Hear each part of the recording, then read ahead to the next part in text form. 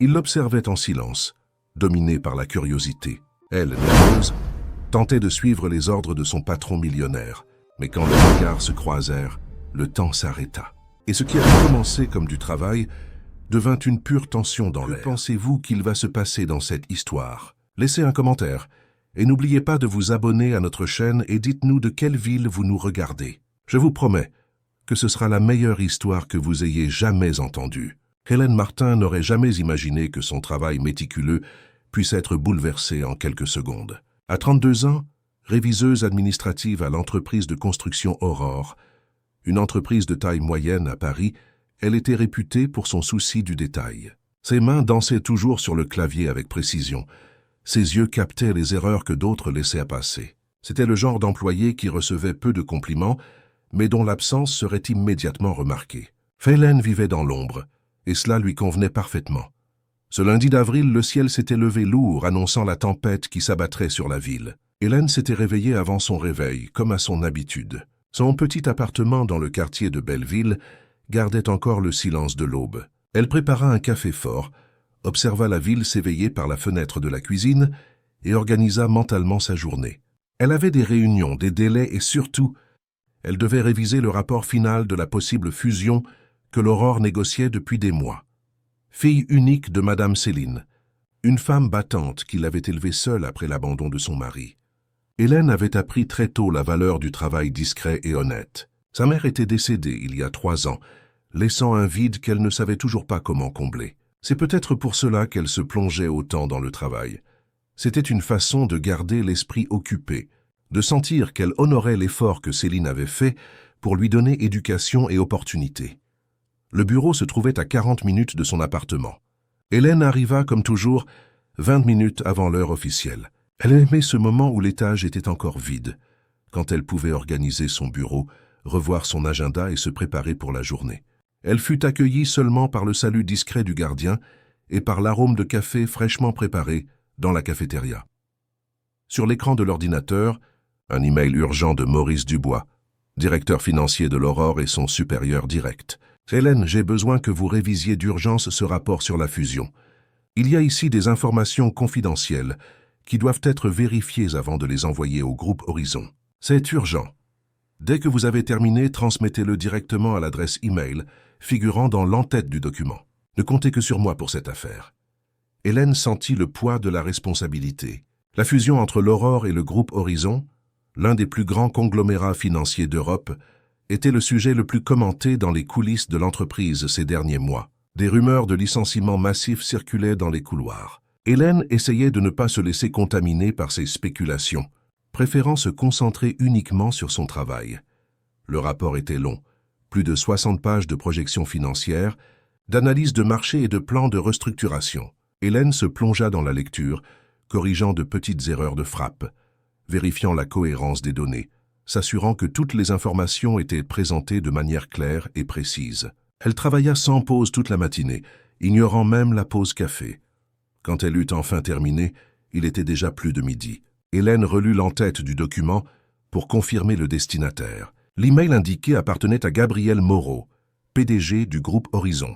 Son cœur s'accéléra légèrement en tapant l'adresse. Gabriel Moreau était pratiquement une légende dans le monde des affaires français.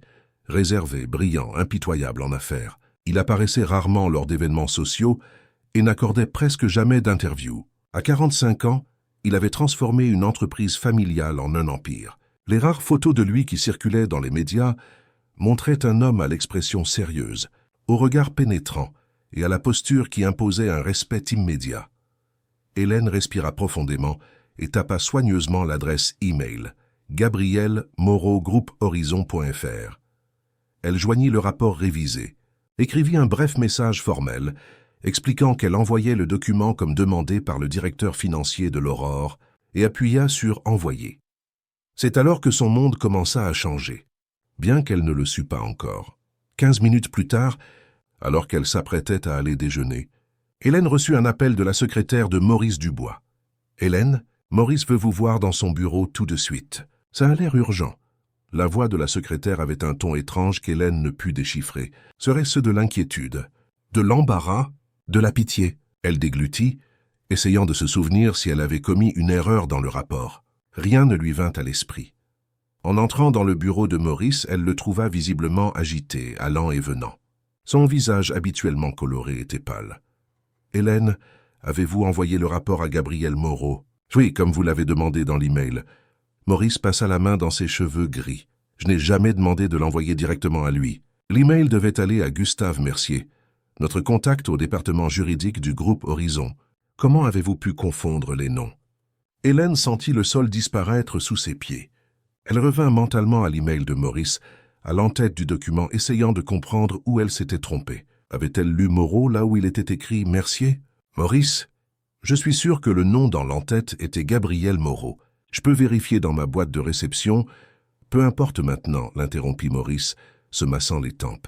Le fait est que vous avez envoyé un rapport confidentiel directement au PDG du groupe Horizon, sans passer par les canaux appropriés. C'est une violation de protocole gravissime. Hélène sentit son visage rougir de honte. En 8 ans d'entreprise, elle n'avait jamais commis une erreur de cette ampleur. « Je suis désolé, Maurice. Je ne comprends vraiment pas comment cela a pu arriver. Je peux envoyer un email expliquant l'erreur, lui demandant de l'ignorer. » Maurice lâcha un rire sans joie. « Demandez à Gabriel Moreau d'ignorer un email. Avez-vous une idée de qui il est? Cet homme reçoit des centaines de messages par jour, filtrés par toute une équipe. Si votre email lui est parvenu, c'est que quelqu'un l'a jugé important. Et maintenant, il a entre les mains des informations auxquelles même le Conseil d'Horizon ne devrait pas avoir accès à ce moment-là. » Le téléphone sur le bureau de Maurice sonna. Il répondit, fixant toujours Hélène avec un mélange de colère et de désespoir. La conversation fut brève, ponctuée seulement de « oui, je comprends » et immédiatement. Quand il raccrocha, son visage avait changé. La colère avait fait place à une expression de perplexité. C'était l'assistante personnelle de Gabriel Moreau. Hélène sentit un froid dans le ventre. « Et qu'a-t-elle dit ?»« Il veut vous voir. Aujourd'hui. Une voiture sera envoyée pour vous chercher à 5 heures de l'après-midi. » Les heures suivantes passèrent comme un flou. Hélène retourna à son bureau en état de choc, incapable de se concentrer sur la moindre tâche. Des collègues passaient et la saluaient, mais elle parvenait à peine à répondre. Son esprit bouillonnait de questions. Pourquoi Gabriel Moreau voulait-il la voir personnellement? Serait-elle licenciée? L'Aurore subirait-elle une sorte de procès pour fuite d'informations? À 4h30, Hélène alla aux toilettes pour essayer de se ressaisir. Elle se regarda dans le miroir et reconnut à peine la femme qui la regardait en retour. Son visage était pâle, ses yeux noisettes écarquillés de terreur, ses cheveux châtain foncé attachés en un chignon qui commençait à se défaire. Elle réajusta son chignon, passa un rouge à lèvres discret sur ses lèvres et lissa la jupe crayon grise qu'elle portait avec une simple chemise blanche. Ce n'était pas une tenue pour impressionner, mais c'était tout ce qu'elle avait pour le moment.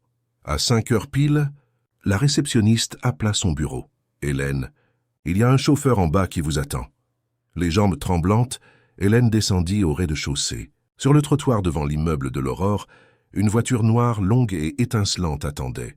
Un homme en costume sombre lui ouvrit la porte arrière. « Mademoiselle Martin, s'il vous plaît. » L'intérieur de la voiture était luxueux, avec des sièges en cuir souple et un léger arôme de bois noble. Hélène s'assit, se sentant complètement déplacée. Le chauffeur ne dit rien de plus, et elle n'eut pas non plus le courage de demander où ils allaient, bien qu'elle se doutât de la destination. 20 minutes plus tard, la voiture entra dans le quartier le plus chic de l'avenue des Champs-Élysées, s'arrêtant devant un imposant bâtiment de verre et d'acier, abritant le siège du groupe Horizon. Hélène était passée devant cet immeuble d'innombrables fois, comme des milliers de Parisiens, mais n'avait jamais imaginé qu'un jour elle y entrerait, encore moins dans les circonstances actuelles. Dans le hall de marbre, elle fut accueillie par une femme élégante d'environ 40 ans, qui se présenta comme Béatrice, assistante exécutive de Gabriel Moreau. « Veuillez me suivre, » dit Béatrice, d'un ton qui ne révélait absolument rien sur ce qui allait arriver. Elles montèrent dans un ascenseur exclusif jusqu'au dernier étage de l'immeuble. Hélène essayait de contrôler sa respiration, répétant mentalement ce qu'elle dirait. Elle s'excuserait, expliquerait le malentendu, assumerait toute la responsabilité pour ne pas nuire à Maurice ou à l'Aurore. Lorsque les portes de l'ascenseur s'ouvrirent, Hélène fut conduite par un couloir silencieux jusqu'à une antichambre décorée avec discrétion et élégance. Béatrice lui demanda d'attendre et disparut derrière une double porte en bois sombre. Quelques minutes plus tard, qui parurent des heures à Hélène. Béatrice réapparut. « Monsieur Moreau va vous recevoir maintenant. » Le bureau de Gabriel Moreau occupait tout le coin du dernier étage, avec des fenêtres du sol au plafond, offrant une vue panoramique sur Paris. L'espace était vaste, minimaliste, dominé par une grande table en bois sombre. Et debout à côté de la table, il était là. Gabriel Moreau était encore plus imposant en personne que sur les photos. Grand, aux épaules larges, il portait un costume impeccablement coupé qui mettait en valeur sa silhouette athlétique. Des cheveux noirs avec des mèches grises aux tempes, un visage anguleux aux traits marqués et des yeux d'un bleu profond et pénétrant qui semblaient te voir à travers Hélène. « Mademoiselle Martin », dit-il, et sa voix était grave, contrôlée, sans aucune inflexion qui indiquerait s'il était irrité ou simplement curieux. « Veuillez vous asseoir. » Hélène obéit, s'asseyant sur l'une des chaises devant la table. Gabriel Moreau ne s'assit pas. Au lieu de cela, il marcha lentement jusqu'à se tenir face à la fenêtre, le dos tourné vers elle, observant la ville qui s'étendait en contrebas. « Vous savez pourquoi vous êtes ici ?» demanda-t-il toujours de dos. « Je crois que oui, monsieur Moreau. J'ai commis une erreur en vous envoyant un rapport confidentiel directement, sans suivre les protocoles appropriés. Je m'en excuse et j'assume l'entière responsabilité de ce qui s'est passé. » Gabriel se retourna lentement, la fixant. Hélène sentit un frisson parcourir son échine. Il y avait quelque chose dans son regard, une intensité, une curiosité presque clinique, qui la fit se sentir comme un spécimen rare analysé. « Une erreur », répéta-t-il, comme s'il testait le mot. « Avez-vous l'habitude de gérer des informations confidentielles ainsi, avec une telle négligence ?» Hélène déglutit. L'accusation était injuste. Elle avait toujours été extrêmement prudente avec les documents confidentiels. « Non, monsieur. En 8 ans de travail à l'Aurore, je n'ai jamais commis une erreur similaire. J'essaye toujours de comprendre comment cela a pu arriver. L'email que j'ai reçu de mon supérieur indiquait clairement votre nom comme destinataire. » Quelque chose d'apparenté à de l'intérêt traversa brièvement le visage de Gabriel. Il s'approcha de la table, prit une tablette et la fit glisser vers Hélène. « C'est l'email que vous avez reçu ?» Sur l'écran se trouvait exactement l'email que Maurice Dubois lui avait envoyé ce matin-là. Hélène relut le texte et vit alors.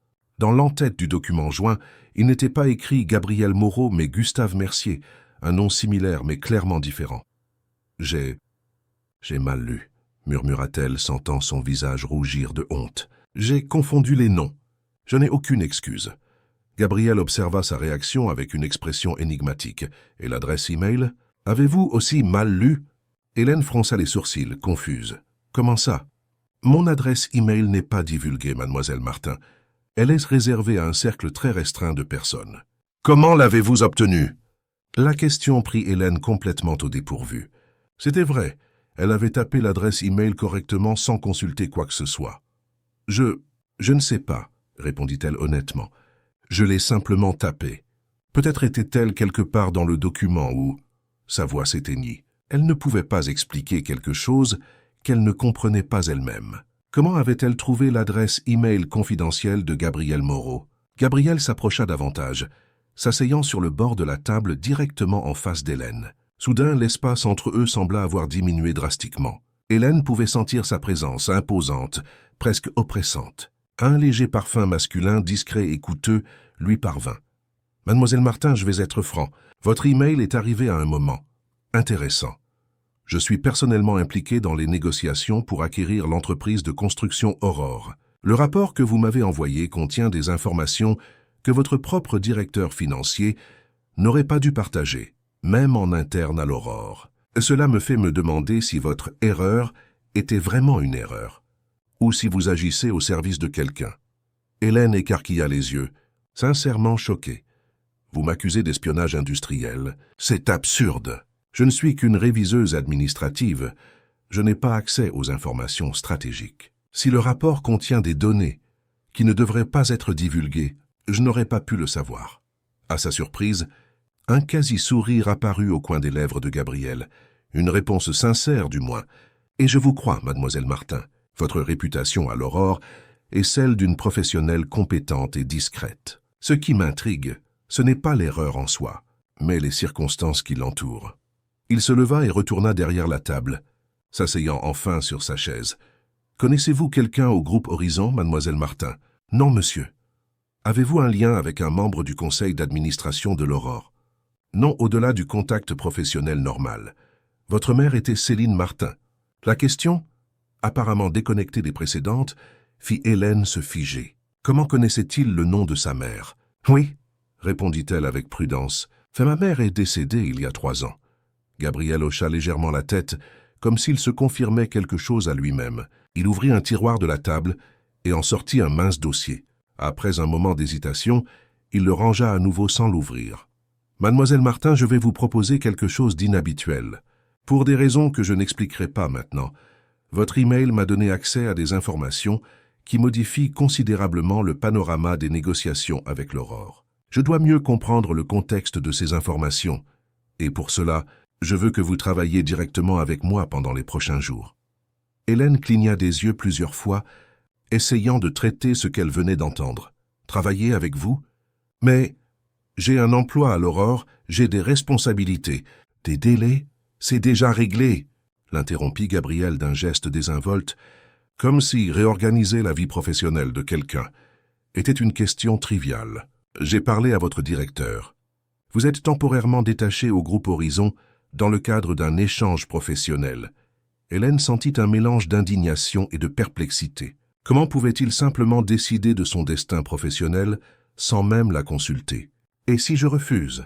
La question resta en suspens quelques secondes. Gabriel l'étudia avec ses yeux bleus pénétrants, comme s'il réévaluait son impression initiale d'elle.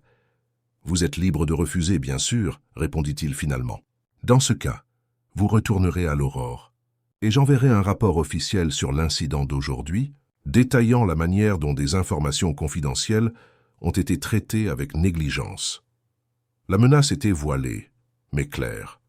Si elle refusait, sa carrière à l'Aurore serait probablement terminée. Hélène sentit la colère monter en elle. Qui pensait-il être pour la manipuler de cette façon? « C'est du chantage, monsieur Moreau. » Gabriel ne nia pas. « C'est des affaires, mademoiselle Martin. J'offre une opportunité en échange d'un service.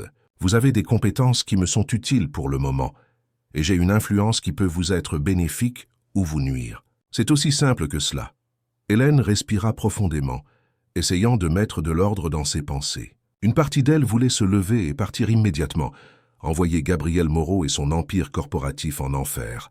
Mais la partie pratique de son esprit, celle qui payait le loyer, les factures, qui avait construit une carrière stable, la fit hésiter. Que ferais-je exactement? Principalement la révision de documents. L'analyse de correspondance interne de l'Aurore, que nous avons obtenue pendant le processus de due diligence. L'identification d'incohérences, de modèles, de tout ce qui semble anormal.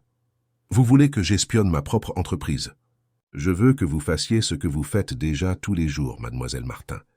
Trouvez la vérité cachée dans les détails. Hélène étudia le visage de Gabriel, essayant de déchiffrer ses véritables intentions. Il y avait quelque chose de plus là, quelque chose qu'il ne disait pas. Pourquoi moi? Il y a des dizaines de professionnels plus qualifiés dans votre propre groupe qui pourraient le faire. Gabriel se pencha légèrement en avant, et un instant Hélène vit quelque chose de différent dans ses yeux, une intensité presque personnelle qui allait au-delà de l'intérêt professionnel. Disons que j'ai des raisons de croire que vous avez une perspective unique sur l'Aurore. Avant qu'Hélène ne puisse demander ce qu'il voulait dire par là, Gabriel se leva indiquant que la réunion était terminée. Béatrice vous montrera votre nouveau bureau temporaire. Vous commencez demain à 8 heures. Des questions? Hélène avait des centaines de questions, mais une seule s'échappa de ses lèvres. Pour combien de temps? Jusqu'à ce que j'aie ce dont j'ai besoin. Gabriel tendit la main pour une poignée de main formelle. Bienvenue au groupe Horizon, mademoiselle Martin. Quelque chose me dit que les prochains jours seront révélateurs pour nous deux. Quand Hélène lui serra la main, elle sentit une chaleur inattendue se répandre dans son corps. Le contact ne dura qu'1 seconde, mais ce fut suffisant pour qu'elle réalise que, d'une manière inexplicable, sa vie avait changé pour toujours. En sortant du bureau de Gabriel, Hélène fut conduite par Béatrice le long d'un couloir silencieux jusqu'à un petit bureau. L'assistante lui expliqua brièvement la routine de l'étage exécutif et lui remit un badge temporaire. La voiture de l'entreprise vous ramènera chez vous aujourd'hui et viendra vous chercher demain à 7h15, dit Béatrice d'un ton professionnel. Y a-t-il quelque chose dont vous ayez besoin pour le moment? Hélène secoua la tête. encore trop étourdi pour formuler des questions cohérentes. Lorsque Béatrice sortit, refermant la porte derrière elle, Hélène s'autorisa enfin à respirer. Que venait-il de se passer? Comment une simple erreur de frappe l'avait-elle mise face à face avec Gabriel Moreau? Et, plus intriguant encore, pourquoi connaissait-il le nom de sa mère? Hélène avait le sentiment inquiétant d'entrer dans un jeu dont elle ignorait complètement les règles. Un jeu où elle n'était qu'un pion, mais un pion qui, pour une raison mystérieuse, semblait important pour l'homme le plus puissant et inaccessible du pays. Le lendemain matin, Hélène se réveilla avant même que le réveil ne sonne. Elle avait peu dormi, se tournant et se retournant dans son lit, tandis que son esprit tentait de digérer les événements de la veille. À 7h15 précise, comme Béatrice l'avait indiqué, un discret coup de klaxon retentit devant son immeuble. Par la fenêtre, Hélène aperçut la même luxueuse voiture noire qui l'avait conduite au siège du groupe Horizon. Le ciel de Paris était nuageux, avec de lourds nuages promettant de la pluie. Hélène sentit que le temps correspondait parfaitement à son état d'esprit intérieur. Une tempête se formait sur le point d'éclater.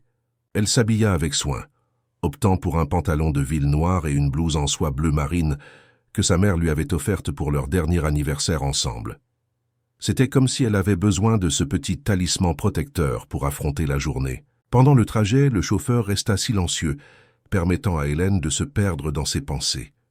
Comment serait-il de travailler directement avec Gabriel Moreau?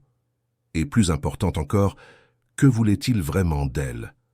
La mention du nom de sa mère ne quittait pas son esprit. Il était impossible que ce ne soit qu'une coïncidence.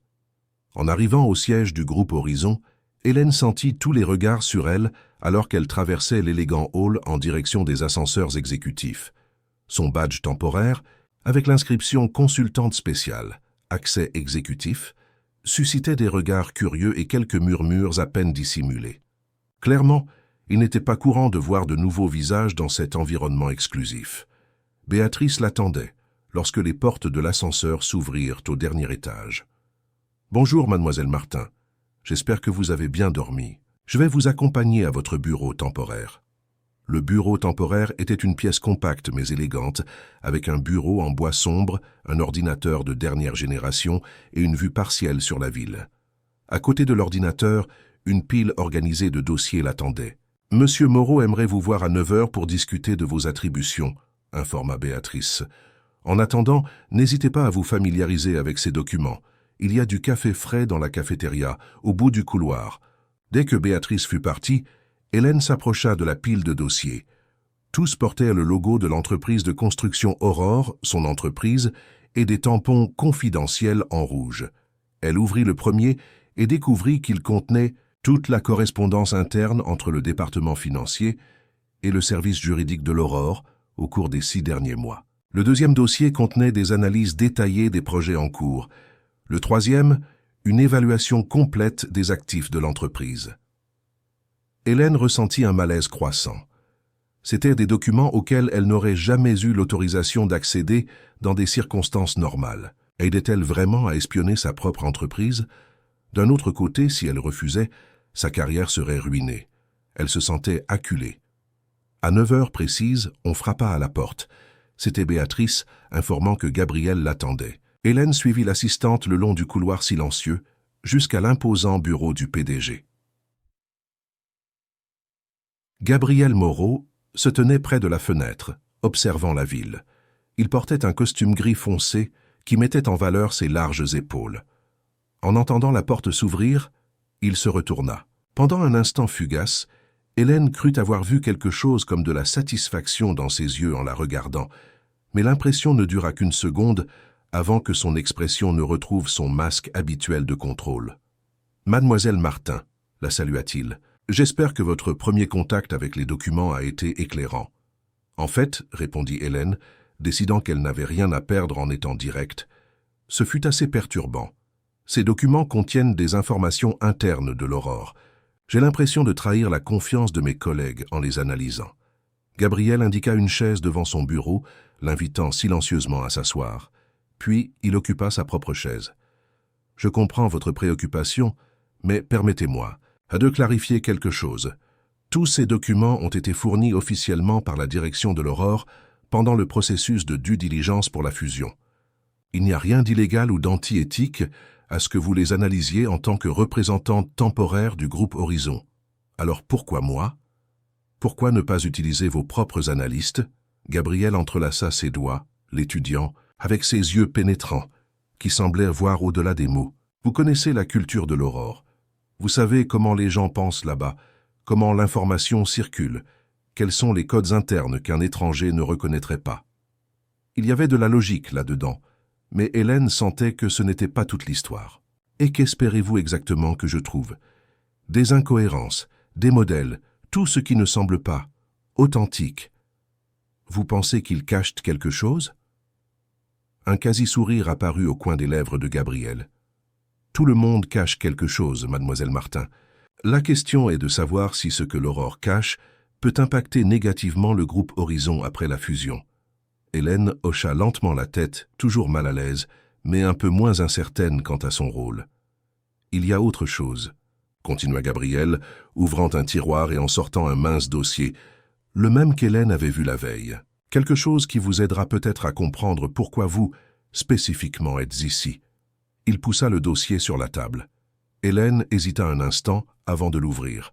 À l'intérieur, il y avait une vieille photographie, légèrement jaunie par le temps. Elle montrait un groupe de personnes devant un grand entrepôt avec l'enseigne Supermarché Durand, centre de distribution. Au centre de la photo, souriant timidement, se trouvait sa mère, plus jeune, vêtue d'un uniforme de gérante. À ses côtés, un jeune homme d'environ 20 ans, mince à l'expression sérieuse. Hélène mit quelques secondes à reconnaître dans ce jeune homme une version plus jeune de Gabriel Moreau. Cette photo a été prise il y a 25 ans, dit Gabriel, sa voix prenant un ton différent, presque nostalgique. J'avais 19 ans et je travaillais comme aide-magasinier au centre de distribution des supermarchés Durand à Saint-Denis. Votre mère était la gérante administrative. Hélène regarda de la photo à Gabriel, essayant de concilier l'image de ce jeune travailleur avec le puissant homme d'affaires qu'elle avait devant elle. Ma mère n'a jamais mentionné qu'elle vous connaissait. Elle n'avait probablement aucune idée de ce que je suis devenu, répondit Gabriel. J'ai travaillé là-bas pendant seulement 2 ans avant d'obtenir une bourse pour étudier l'administration. Mais ces 2 ans furent formateurs. Il fit une pause, comme s'il organisait des souvenirs lointains. Céline Martin fut la première personne à me traiter avec un vrai respect à cet endroit. J'étais un gamin de banlieue, sans relation, sans argent, juste avec une détermination féroce à améliorer ma vie. Les autres gérants me voyaient comme de la main-d'œuvre bon marché, jetable.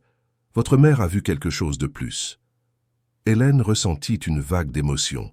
Cela ressemblait exactement à sa mère, toujours capable de voir le potentiel chez les gens, d'offrir un mot d'encouragement quand personne d'autre ne le faisait. Elle me prêtait des livres, continua Gabriel, et Hélène remarqua que ses yeux normalement froids et calculateurs avaient maintenant un éclat différent. Des livres sur les affaires, l'économie, le leadership. Des livres que je ne pouvais pas acheter. Quand elle a découvert que j'étudiais seul pour essayer d'entrer à l'université, elle a réorganisé mes horaires pour que j'aie plus de temps libre, sans réduire mon salaire. Quand j'ai obtenu la bourse, c'est elle qui m'a encouragé à l'accepter, même si cela signifiait quitter mon emploi.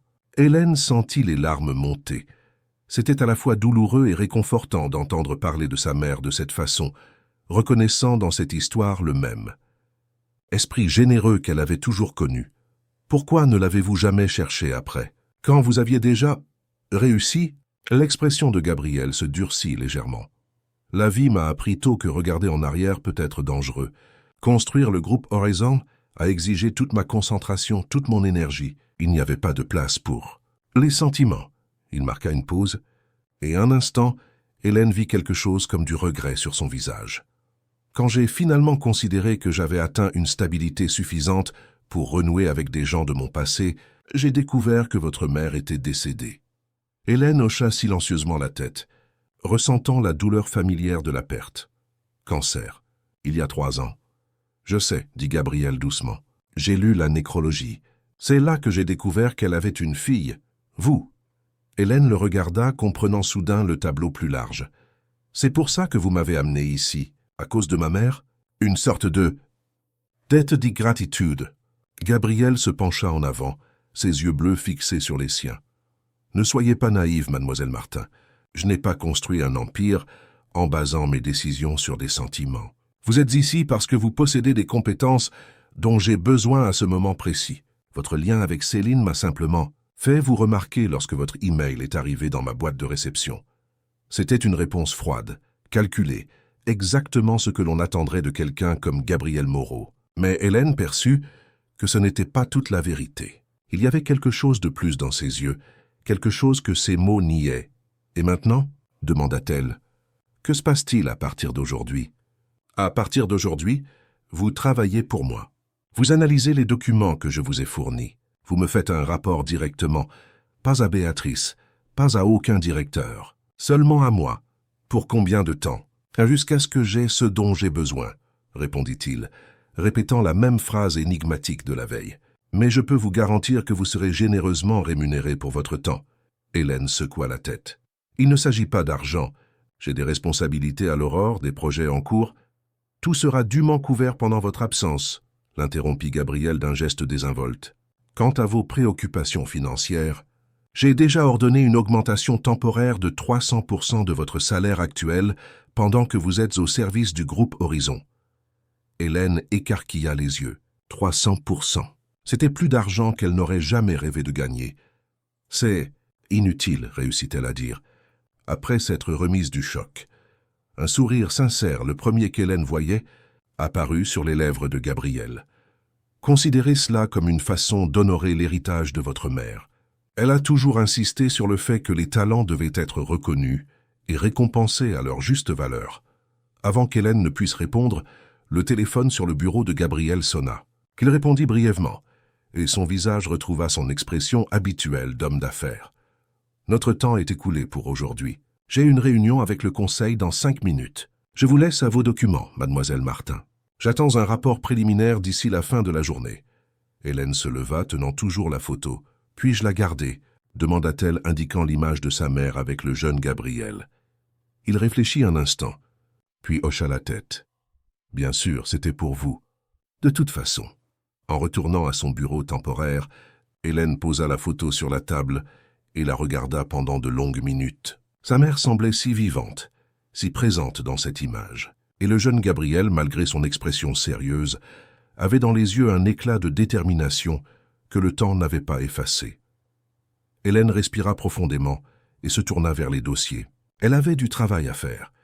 Les heures suivantes passèrent rapidement alors qu'elle se plongeait dans les documents de l'Aurore. Son esprit, entraîné à trouver des incohérences et des modèles, commença bientôt à remarquer des choses intrigantes. Il y avait des divergences subtiles entre les rapports financiers présentés à la direction et ceux transmis aux actionnaires. Rien d'illégal, mais certainement étrange. Certains des projets les plus prometteurs de l'entreprise étaient systématiquement sous-évalués dans les documents officiels. Et plus curieux encore, les signatures de Maurice Dubois, son supérieur direct, apparaissaient sur des documents qui, normalement, ne passeraient pas par lui.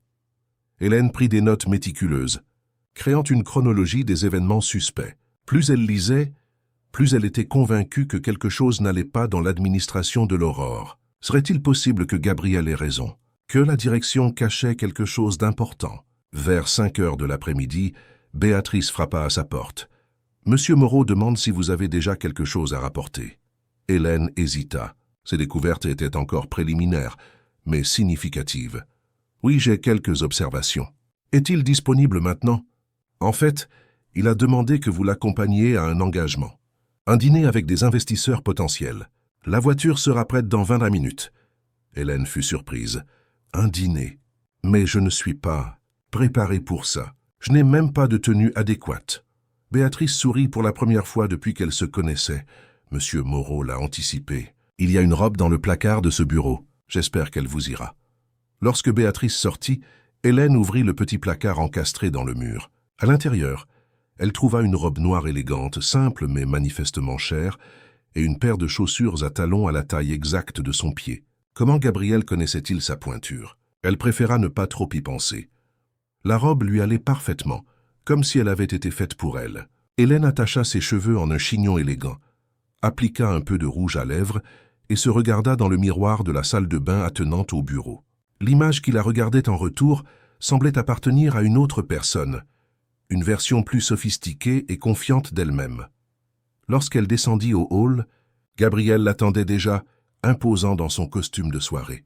Quelque chose changea dans son regard en la voyant, une appréciation rapide, contenue, mais indéniablement présente. « Mademoiselle Martin », la salua-t-il, lui ouvrant la porte de la voiture. « La robe vous va très bien. »« Merci », répondit Hélène, se sentant étrangement nerveuse. « Dois-je demander comment vous connaissiez ma taille ?» Un sourire énigmatique apparut au coin des lèvres de Gabriel. « Observation, mademoiselle Martin, une compétence que nous partageons, d'après ce que j'ai pu observer dans votre travail aujourd'hui. » Pendant le trajet jusqu'au restaurant, Gabriel expliqua brièvement le contexte du dîner. « Nous serons avec des représentants du fonds d'investissement Morgan Global. Ils sont intéressés à participer à l'expansion du groupe Horizon après l'acquisition de l'Aurore. Vous serez là en tant qu'experte du secteur de la construction civile pour répondre à d'éventuelles questions techniques. » Hélène écarquilla les yeux. « Mais je ne suis pas experte en construction civile. Je ne suis qu'une réviseuse administrative. » Gabriel la regarda directement dans les yeux. « Vous êtes ce que je dis que vous êtes. » Hélène. C'était la première fois qu'il l'appelait par son prénom, et Hélène sentit un frisson parcourir son échine. Il y avait une intimité dans ce moment qui allait au-delà de la relation professionnelle qu'ils essayaient de maintenir. « Et si on me pose une question à laquelle je ne sais pas répondre ?» demanda-t-elle, toujours incertaine. « Vous êtes intelligente et éloquente. Si vous ne connaissez pas la réponse, détournez la question avec élégance jusqu'à ce que je puisse intervenir.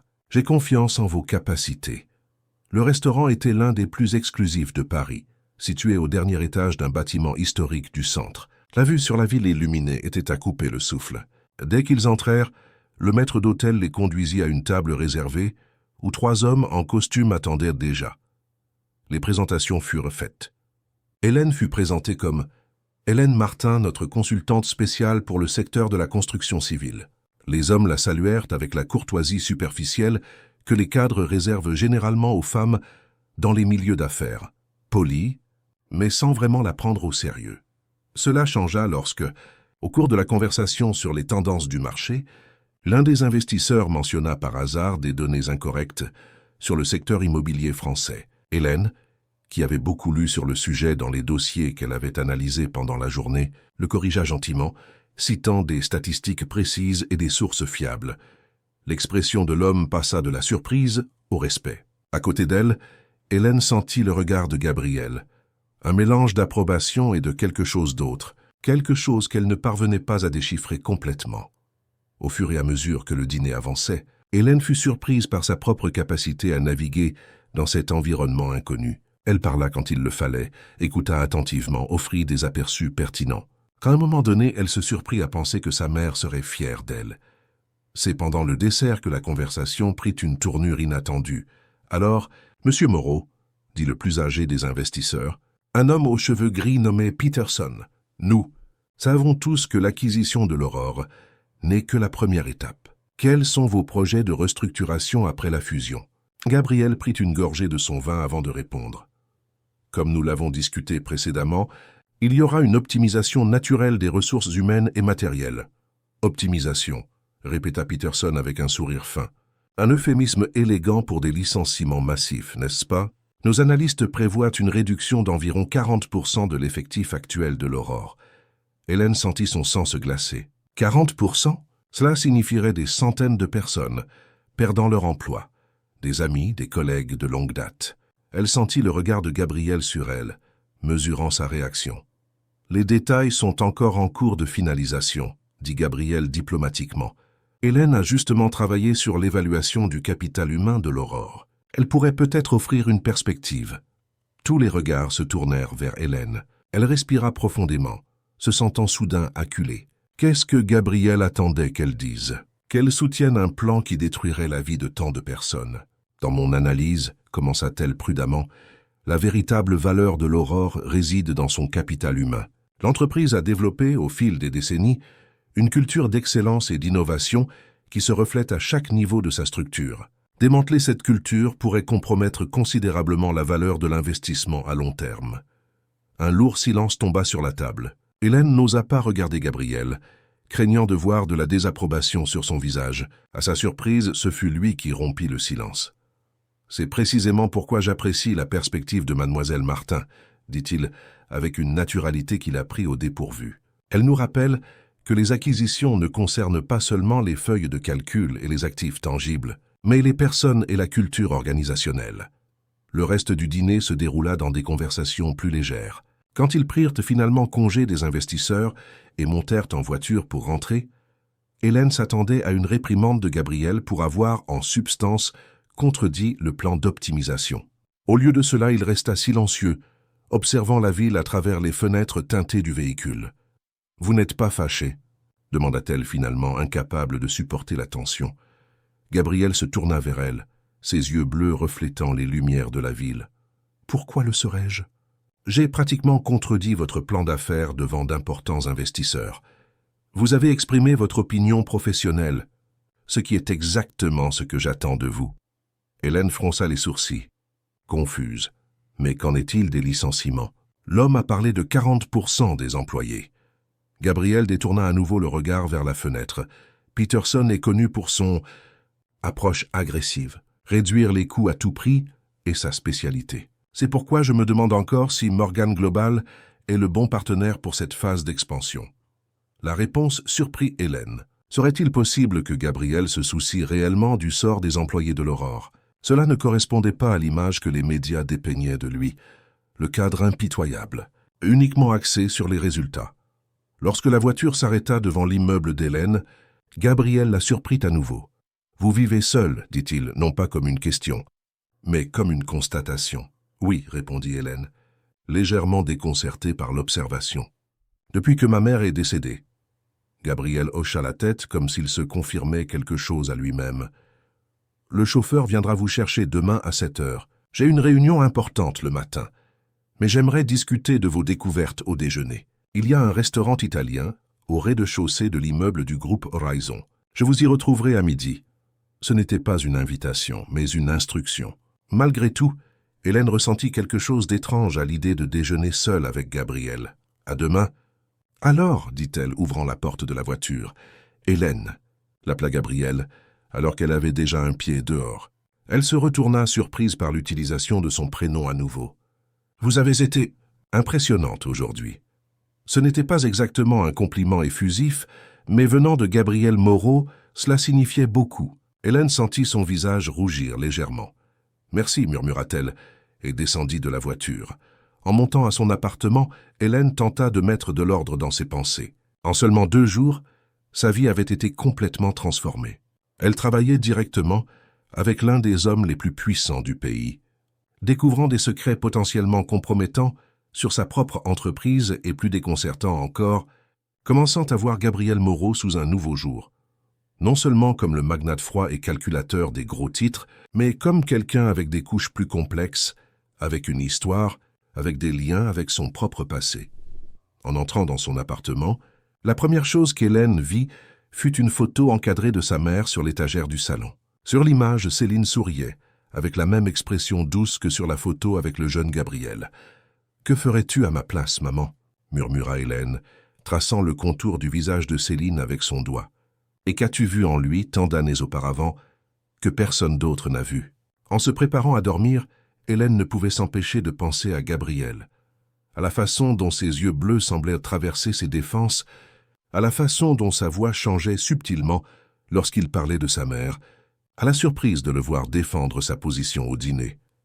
Il y avait plus dans cette histoire qu'une simple erreur d'email, plus qu'une dette de gratitude du passé. Hélène avait le sentiment inquiétant d'être entraînée dans quelque chose de plus grand, quelque chose qui pourrait changer non seulement sa vie, mais celle de beaucoup d'autres personnes. La question était, serait-elle prête à affronter les conséquences lorsque la vérité, quelle qu'elle soit, éclaterait enfin? Hélène se réveilla le lendemain matin avec un étrange mélange d'anxiété et d'attente. Le déjeuner avec Gabriel Moreau planait dans son esprit comme un nuage qu'elle ne parvenait pas à dissiper. En se préparant, elle choisit ses vêtements avec plus de soin que d'habitude. Une robe bleu marine discrète mais élégante, qu'elle portait rarement pour aller au travail. Le chauffeur l'attendait déjà lorsqu'elle descendit. Pendant le trajet jusqu'au groupe Horizon, Hélène tenta d'organiser ses pensées. Elle avait passé une bonne partie de la nuit précédente à revoir ses notes sur les incohérences qu'elle avait trouvées dans les documents de l'Aurore. Plus elle analysait, plus elle était convaincue que quelque chose de grave se passait dans les coulisses de l'entreprise, quelque chose qui allait bien au-delà des manœuvres comptables courantes. En arrivant à son bureau temporaire, Hélène trouva une enveloppe sur la table. À l'intérieur, un mot manuscrit d'une écriture ferme et élégante, confirmant notre déjeuner à midi. « J'ai d'importantes nouvelles.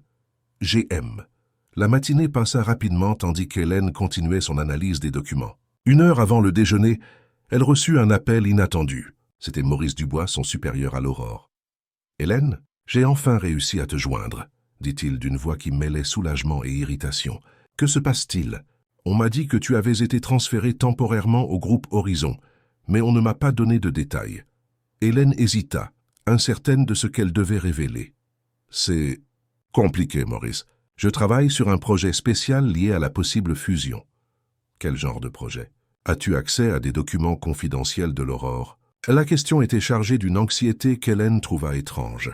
Seulement les documents que l'Aurore elle-même a fournis pendant le processus de due diligence, répondit-elle prudemment. Pourquoi? Y a-t-il quelque chose que je devrais savoir? Un lourd silence suivit sa question. Hélène, écoute attentivement, dit Maurice finalement, baissant la voix. Quoi qu'il se passe, tu dois faire attention. Gabriel Moreau n'est pas celui que tu crois. Il y a des intérêts complexes dans cette fusion. Des gens pourraient être blessés. Un frisson parcourut l'échine d'Hélène. De quoi parles-tu? Quel genre d'intérêt? Ça, je ne peux pas en dire plus par téléphone. Pouvons-nous nous rencontrer? Ce soir, peut-être? Hélène réfléchit rapidement. Une partie d'elle voulait savoir exactement ce que Maurice insinuait, mais une autre partie, une partie qui grandissait à chaque heure passée au groupe Horizon, hésitait à faire confiance à l'homme qui, selon ses propres découvertes, était impliqué dans certaines des divergences les plus significatives des documents de l'Aurore. « Je ne sais pas si je peux aujourd'hui, » répondit-elle finalement. « Mon emploi du temps est très chargé. Hélène, c'est important. Plus important que tu ne l'imagines. » L'urgence dans la voix de Maurice était palpable. « Je vais essayer, » concéda-t-elle. « Je te rappellerai plus tard pour confirmer, d'accord ?» Après avoir raccroché, Hélène resta immobile plusieurs minutes, essayant de digérer ce qu'elle venait d'entendre. L'avertissement de Maurice semblait sincèrement inquiet, mais en même temps, quelque chose chez lui ne sonnait pas juste. Pourquoi maintenant, soudainement, montrait-il tant d'inquiétude pour elle? À midi, elle descendit au restaurant italien du rez-de-chaussée de l'immeuble. L'endroit était élégant, avec un éclairage tamisé et des tables discrètement espacées pour garantir l'intimité. Un maître d'hôtel la reconnut immédiatement. « Mademoiselle Martin, Monsieur Moreau vous attend dans une salle privée. » Elle fut conduite à travers les tables jusqu'à une porte au fond du restaurant. En entrant, elle découvrit un environnement encore plus exclusif. Une petite salle à manger privée, décorée de tableaux de paysages toscans et éclairée par des bougies, bien qu'il fût midi. Gabriel se tenait près de la fenêtre, contemplant la ville. En entendant la porte, il se retourna. « Hélène » la salua-t-il, et encore une fois l'utilisation de son prénom lui causa un étrange frisson. « Merci d'être venu. »« Comme si j'avais le choix, » répondit-elle, avec une pointe d'ironie qui les surprit tous deux. Un bref sourire illumina le visage habituellement sérieux de Gabriel. « Je commence à croire que vous avez toujours le choix. C'est en partie ce qui vous rend intéressante. » Le commentaire resta en suspens entre eux, chargé de significations inexprimées. Gabriel indiqua la chaise à Hélène et occupa la sienne. Un serveur apparut silencieusement, servant de l'eau et présentant le menu.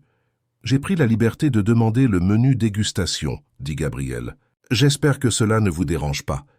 Le chef ici est exceptionnel. » Hélène hocha la tête, essayant toujours de s'adapter à l'ambiance intime et à la situation surréaliste de déjeuner seul avec Gabriel Moreau dans une salle privée qui ressemblait plus à un décor de dîner romantique qu'à une réunion d'affaires. « Vous semblez préoccupé, » observa Gabriel, après que le serveur se fut retiré.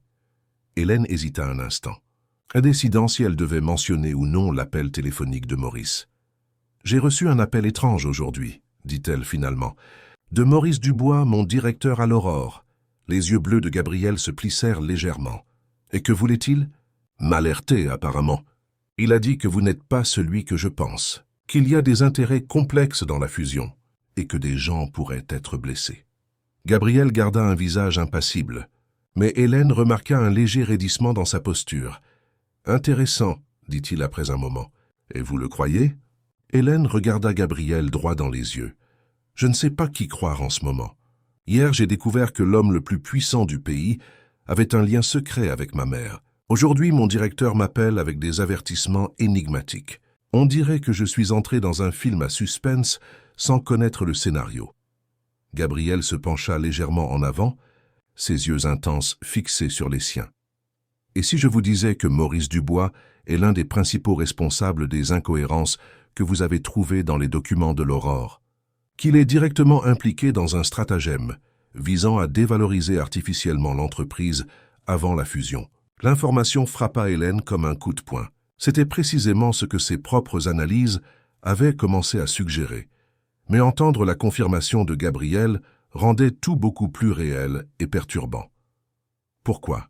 Quel serait l'avantage pour lui? Une fusion dévalorisée signifie que certains actifs peuvent être acquis à des valeurs inférieures au marché. Des actifs qui, par coïncidence, ont un grand potentiel de valorisation à court terme. Vous suggérez une sorte de fraude? J'affirme, Hélène. Et j'ai des preuves. Le serveur revint à ce moment-là, apportant l'entrée, une délicate composition de fruits de mer qui, dans d'autres circonstances, aurait enchanté Hélène.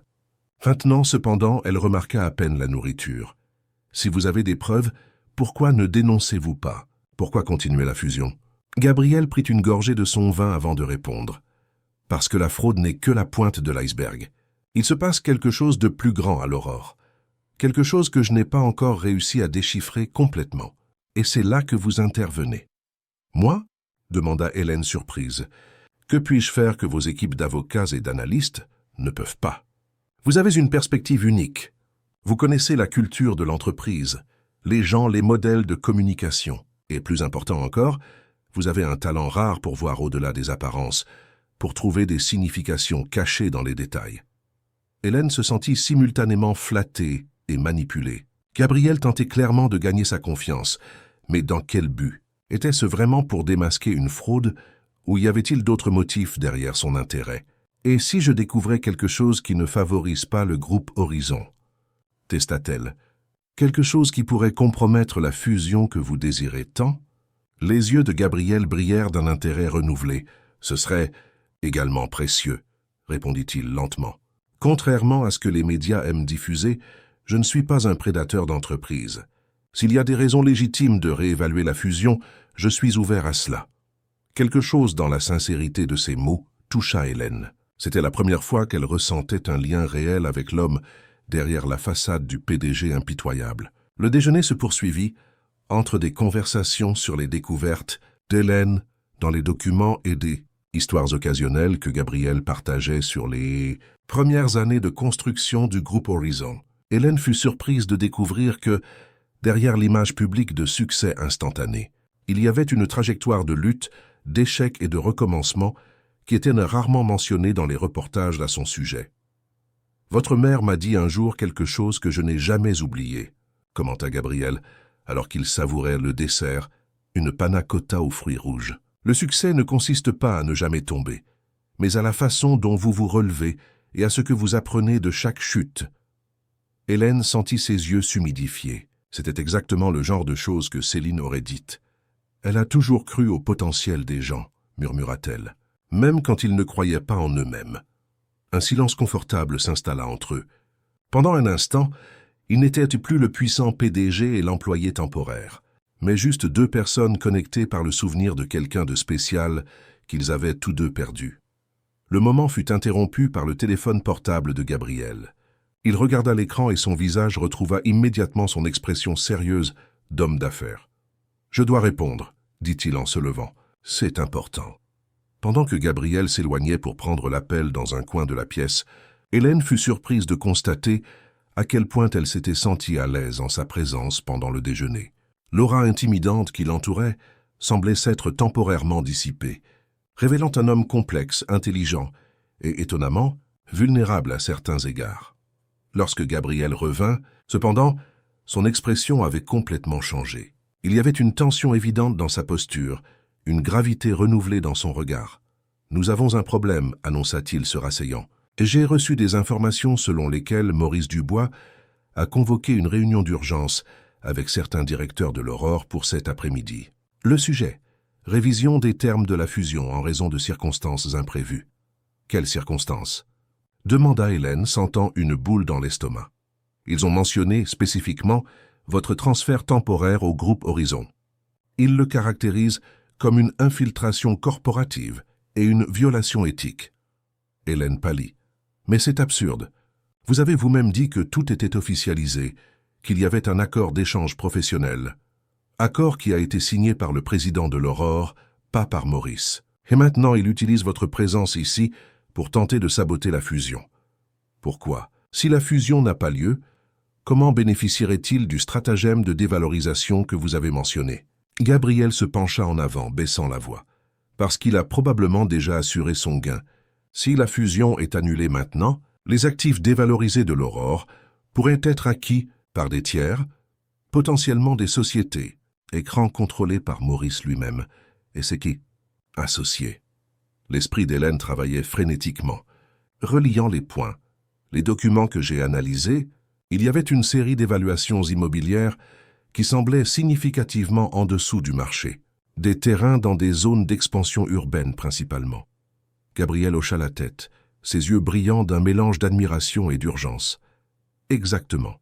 Des terrains qui, par coïncidence, seront traversés par une nouvelle ligne de métro, dont l'annonce officielle ne sera faite que dans 3 mois.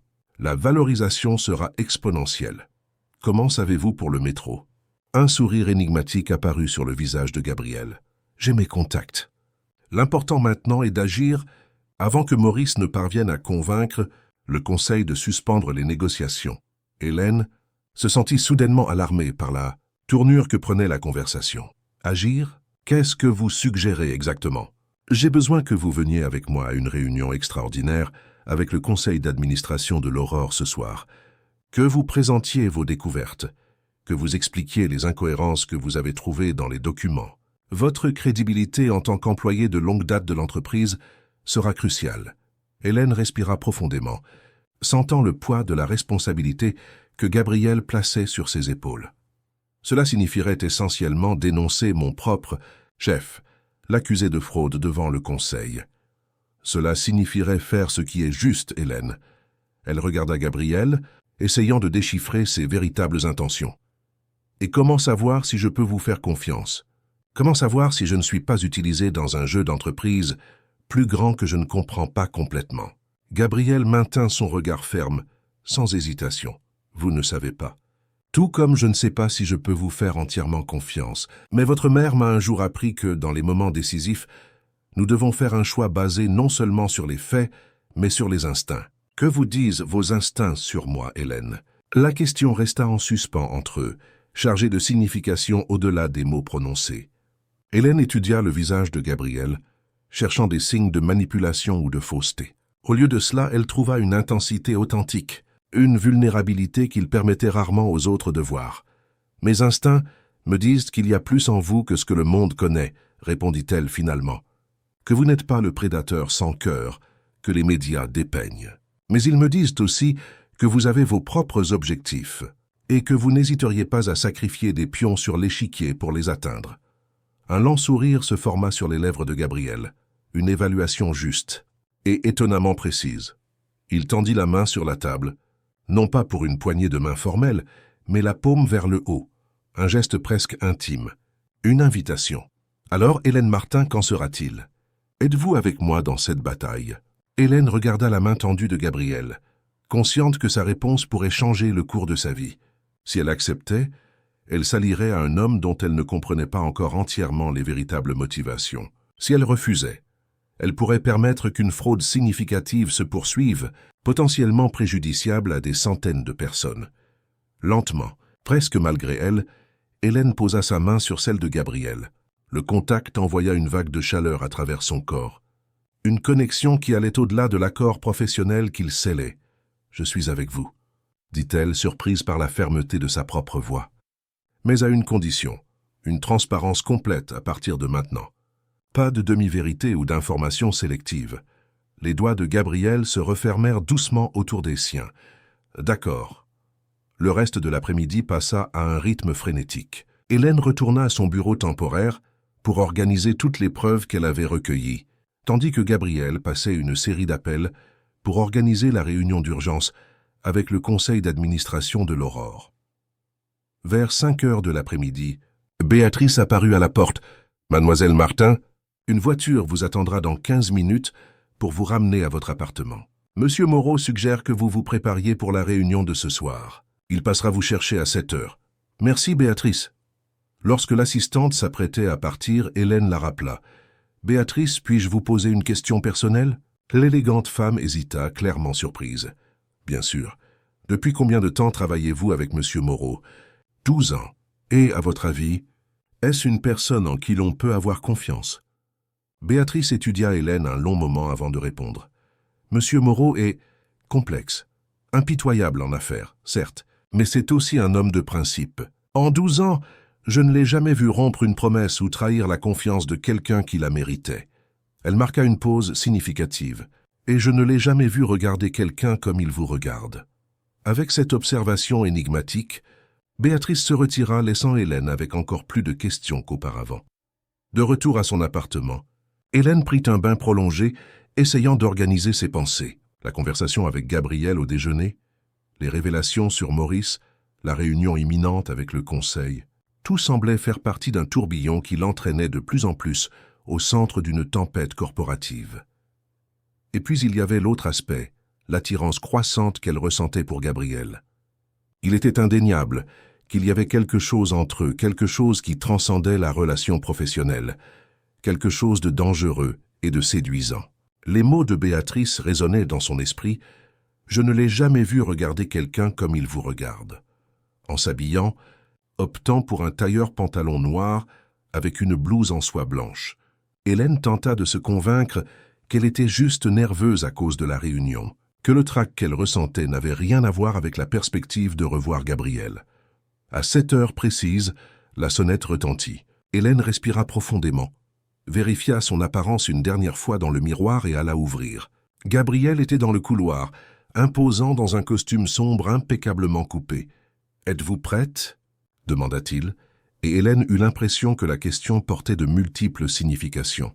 « Oui », répondit-elle, prenant sa mallette avec les documents et les preuves.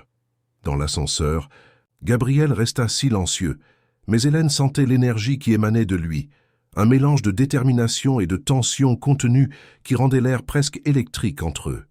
« Nerveuse ?» demanda-t-il lorsqu'ils étaient déjà dans la voiture. « Un peu, » admit Hélène. « Je n'ai jamais rien présenté au conseil auparavant, et je n'ai certainement jamais accusé mon supérieur direct de fraude. » Gabriel couvrit brièvement sa main de la sienne, un contact réconfortant qui ne dura qu'une seconde, mais qui envoya des frissons dans le bras d'Hélène. « Vous allez très bien vous en sortir. Présentez simplement les faits, tels que vous les avez trouvés. Votre intégrité parlera d'elle-même. » Le siège de l'Aurore était presque désert à cette heure de la nuit. Seules quelques lumières restaient allumées, principalement dans la zone de la direction, où se trouvait la salle du conseil. En entrant dans le bâtiment, Hélène sentit les regards curieux des quelques gardiens et employés encore présents. Ce n'était pas tous les jours que Gabriel Moreau en personne visitait l'entreprise qu'il était sur le point d'acquérir.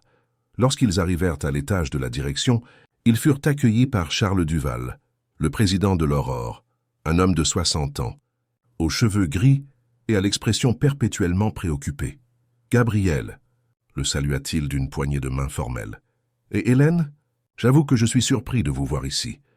Mademoiselle Martin a des informations cruciales à partager avec le conseil, Charles, » répondit Gabriel. « Des informations qui pourraient changer significativement le cours des négociations. » Le président regarda de Gabriel à Hélène avec une expression intriguée, mais se contenta d'acquiescer. Le conseil est réuni. Maurice Dubois est déjà en train de présenter ses arguments. Hélène sentit son estomac se nouer en entendant le nom de son supérieur. Dans quelques heures, elle allait effectivement détruire la carrière de l'homme qui avait été son chef pendant les 5 dernières années. Gabriel a dû remarquer son hésitation, car il lui toucha légèrement le coude. Un geste subtil de soutien qui ne passa pas inaperçu auprès du président de l'Aurore, à en juger par son sourcil discrètement levé. La salle du conseil était vaste, dominée par une grande table ovale où 10 personnes étaient assises. À la tête, debout, Maurice Dubois gesticulait énergiquement en parlant. En voyant Gabriel et Hélène entrer, il s'arrêta brusquement au milieu d'une phrase. « Qu'est-ce que cela signifie » demanda-t-il, sa voix trahissant un mélange de surprise et de colère. « Ceci est une réunion fermée du Conseil. » « La réunion est fermée, convint le président. Mais moi, en tant que président, j'ai la prérogative d'inviter des personnes pertinentes à la discussion. Et M. Moreau et Mlle Martin ont des informations que le Conseil doit entendre avant de prendre toute décision. » Maurice lança un regard furieux à Hélène, qui sentit l'impact presque physique de cette haine soudaine. Pendant un instant fugace, elle faillit reculer, faillit renoncer à ce qu'elle était sur le point de faire. Puis elle sentit la présence solide de Gabriel à ses côtés et retrouva sa détermination. « Mesdames et messieurs du Conseil, » commença Gabriel, sa voix contrôlée et imposante emplissant la salle, « je vous remercie de l'opportunité de prendre la parole. Comme vous le savez tous, le groupe Horizon a mené un processus de due diligence approfondie pour l'acquisition de l'Aurore. Au cours de ce processus, nous avons identifié des incohérences qui nous ont préoccupés. Mademoiselle Martin, qui a travaillé temporairement avec nous, a découvert des preuves suggérant une possible fraude. Un murmure parcourut la salle. Maurice avança d'un pas, le visage rouge de fureur. « C'est absurde. Hélène n'est qu'une réviseuse administrative sans qualification pour analyser des documents financiers complexes. Et sa présence au groupe Horizon caractérise déjà une violation éthique qui compromet tout le processus de fusion. »« Monsieur Dubois, » l'interrompit le président, avec une fermeté surprenante, permettez à Mademoiselle Martin de présenter ses découvertes avant de porter des jugements. Tous les regards se tournèrent vers Hélène. Elle sentit le poids de ce moment, l'importance de ce qu'elle était sur le point de faire. Avec un bref regard vers Gabriel, qui hocha la tête de manière encourageante, elle s'approcha de la table et ouvrit son dossier. « Mesdames et messieurs, » commença-t-elle, reconnaissante que sa voix sonne plus ferme qu'elle ne le sentait, « ces 2 derniers jours, j'ai analysé en profondeur les documents fournis par l'Aurore pendant le processus de due diligence. Ma fonction à l'Aurore, bien qu'administrative, a toujours impliqué une révision détaillée des documents et l'identification des incohérences. Ce que j'ai trouvé dans les documents de la fusion était, au minimum, préoccupant. Hélène projeta sur l'écran de la salle certaines des preuves qu'elle avait recueillies, des relevés avec des valeurs différentes pour les mêmes actifs, des évaluations immobilières en dessous du marché, des projections de croissance artificiellement réduites. Comme vous pouvez le voir, continua-t-elle, désignant un graphique particulièrement révélateur, il y a une divergence systématique dans les évaluations de certains actifs, notamment des terrains dans des zones spécifiques de la ville. Ces divergences indiquent toujours une sous-évaluation significative. « C'est ridicule !» s'exclama Maurice. « Ce ne sont que des fluctuations normales du marché immobilier. Tout analyste sérieux sait que... » « Tout analyste sérieux, » l'interrompit Hélène, avec un courage qu'elle ne se connaissait pas, saurait que des terrains dans la région et ne se dévalorisent pas de 40% en 6 mois sans une catastrophe naturelle ou un effondrement économique. Surtout pas des terrains qui, par coïncidence, se trouvent sur le tracé de la future ligne de métro. Un silence stupéfait tomba sur la salle. Les membres du conseil se regardèrent, visiblement surpris par la mention du métro, un projet qui n'avait pas encore été annoncé publiquement. « Quelle ligne de métro ?» demanda une conseillère fronçant les sourcils. Gabriel avança, prenant la parole. « Une information qui n'est pas encore de notoriété publique, mais qui sera annoncée prochainement. Le tracé de la nouvelle ligne et passera exactement par ces terrains qui ont été si commodément sous-évalués dans les documents de la fusion. » Les regards du conseil se tournèrent maintenant vers Maurice, qui semblait avoir perdu toute couleur. « C'est une conspiration pour me diffamer », réussit-il enfin à dire.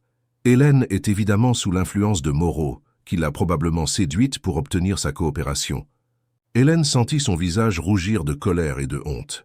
L'insinuation était si basse, si dénuée de classe, que pendant un instant, elle resta sans voix. Ce fut Gabriel qui répondit, sa voix dangereusement calme. « Je suggère que vous gardiez un minimum de décorum, monsieur Dubois.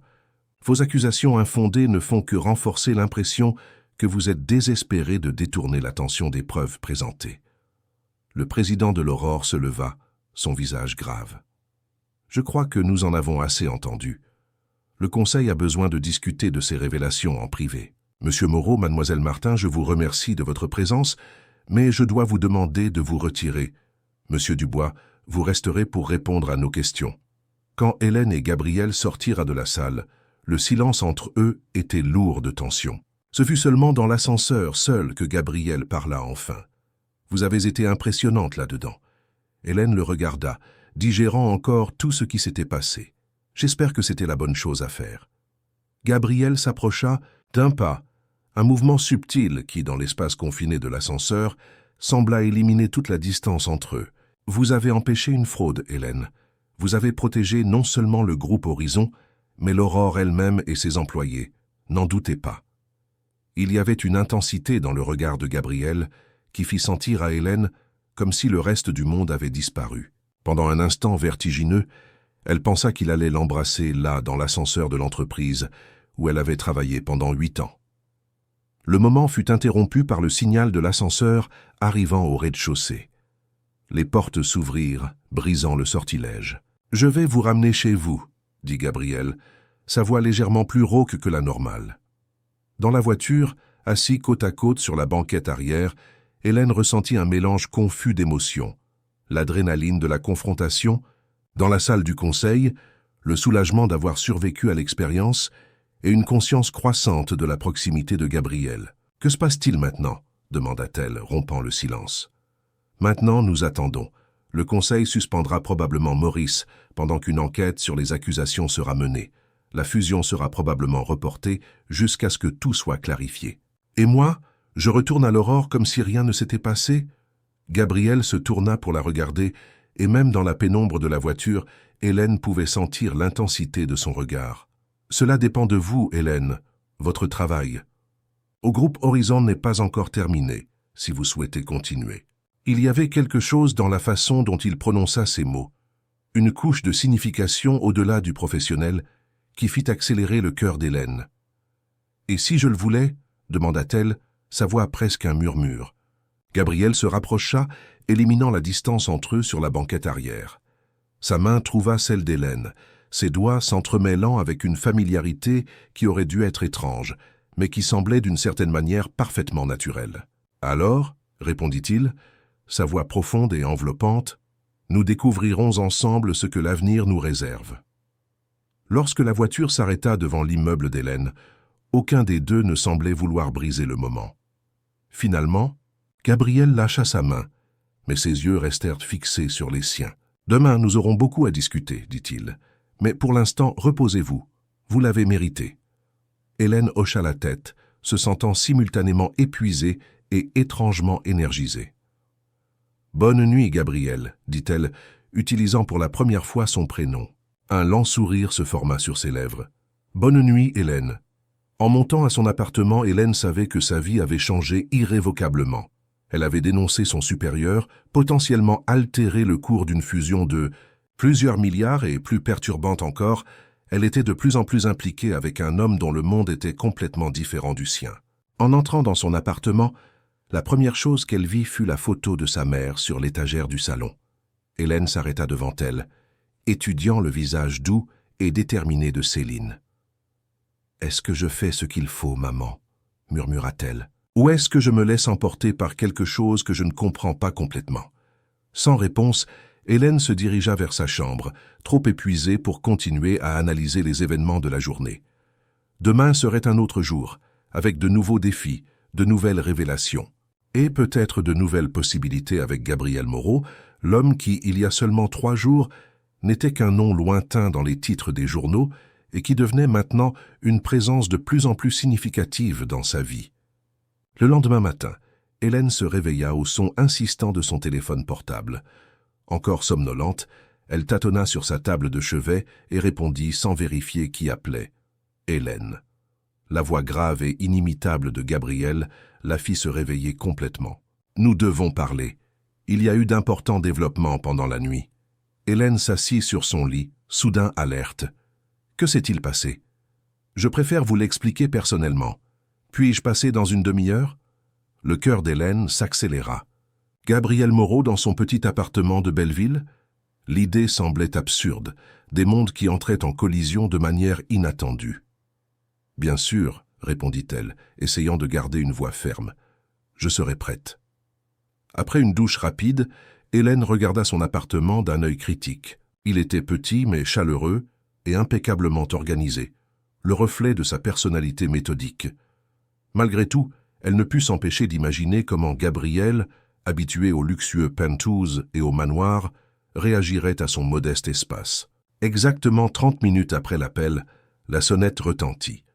Hélène respira profondément avant d'ouvrir la porte. Gabriel était là, sans son habituel costume de cadre, vêtu d'un jean foncé et d'une chemise bleue aux manches retroussées, jusqu'au coude, une version plus décontractée mais non moins imposante, du PDG que le monde connaissait. Son regard parcourut rapidement l'appartement avant de se fixer sur Hélène. « Bonjour, dit-il.